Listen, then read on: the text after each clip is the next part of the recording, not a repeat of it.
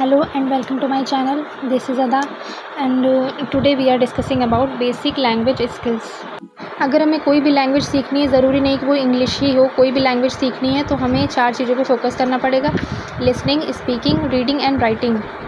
अगर हमें कोई भी चीज़ सीखनी है तो उसे सुनना ज़रूरी है। पहले सुनते हैं, फिर उसी चीज़ को हम रिपीट करते हैं, फिर वो उसे पढ़ने के लिए सिम्बॉलिकली चीज़ों को देखते हैं, फिर राइटिंग करते हैं। They reproduce these symbols on paper.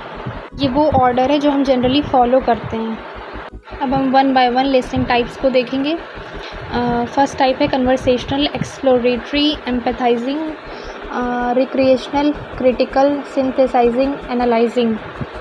ये जो कन्वर्सेशनल है, नाम से ही पता लग रहा है कि ये डिबेट और कन्वर्सेशंस के बीच में होता है। एक्सप्लोर से मतलब होता है कोई भी चीज़ नई एक्सप्लोर करना, या फिर हम इसे थोड़ा बहुत डिस्कवर से भी ले सकते हैं। इसलिए हम ये कह सकते हैं एक्सप्लोरेटरी का मतलब होता है लिसन टू न्यू इन्फॉर्मेशन, मतलब नई इन्फॉर्मेशन के लिए भी हम सुनते हैं, कुछ जानना होता है तब। एम्पैथाइजिंग का मतलब होता है जब हम किसी स्पीकर की बात सुन के उसे ड्रॉ करते हैं इन ऑर्डर टू सपोर्ट और हेल्प, इट इज़ कॉल्ड एम्पैथाइजिंग। एम्पैथाइजिंग में एक चीज़ और होती है, इसमें हम इमेजिन करते हैं अपने आप को किसी और की पोजीशन पे। You try to relate to a person's emotional experiences. Next है recreational purpose. It is simply listening for pleasure or recreational purposes. Next है synthesizing. ये लीड करता है कन्वर्सेशन को for a definite objective. To synthesize different things together.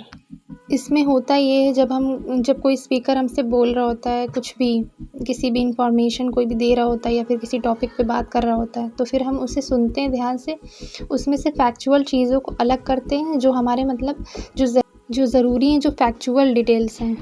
You rely on analytical questions to understand the ideas behind the speakers presentation.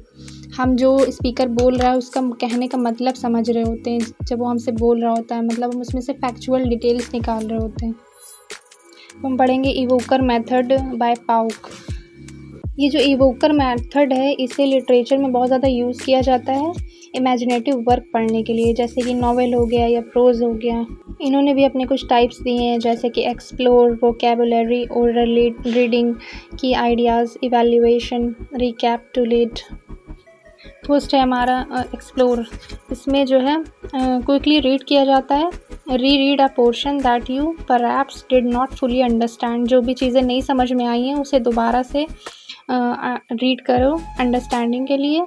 And vocabulary next है underline unfamiliar words and later look for them in the dictionary. And third one is oral reading. Passage की oral reading करना चाहिए for comprehension and communicates to you the stress, rhythm and power of words to know you. And next is key ideas. पूरा text पढ़ने के बाद concentration के साथ में मेन आइडियाज़ को अंडरलाइन करना। और इवैल्यूएशन का मतलब है मेन आइडिया जो है वो थीम को कैसे कंट्रीब्यूट कर रहा है। Main ideas and key words contribute to the theme in the text.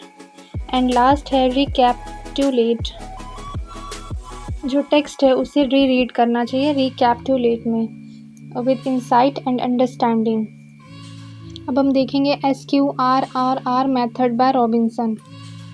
ये मेथड रीडिंग कॉम्प्रिहेंशन के लिए बहुत अच्छा है और इसे इंट्रोड्यूस किया है फ्रांसिस पी रॉबिन्सन ने, जिससे कि 5 टाइप्स हैं: सर्वे, क्वेश्चन, रीड, रिसाइट, रिव्यू।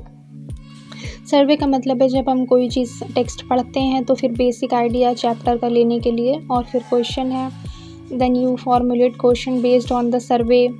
आप क्वेश्चंस बनाते हैं अपने सर्वे के हिसाब से। And read to find out answer to your questions.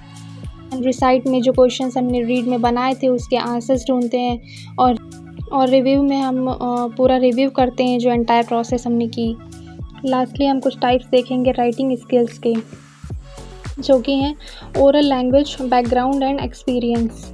Oral language के बैकग्राउंड और उनके एक्सपीरियंस को समझना होगा। और हमें कोई भी लैंग्वेज राइट करने के लिए उसे उसके सिंबल से समझना पड़ेगा, क्योंकि हर लैंग्वेज के अपने अपने सिंबल्स होते हैं। लैंग्वेज सीख रहे हैं उनके कॉन्सेप्ट्स को समझना पड़ेगा, कॉन्सेप्ट्स ऑफ लेटर, सेंटेंसेस के concepts and concepts of left to right and paragraphing, किसी किसी लैंग्वेज में होता है वर्ब पहले आ जाती है, बाद में उसके सब्जेक्ट और ऑब्जेक्ट आते हैं।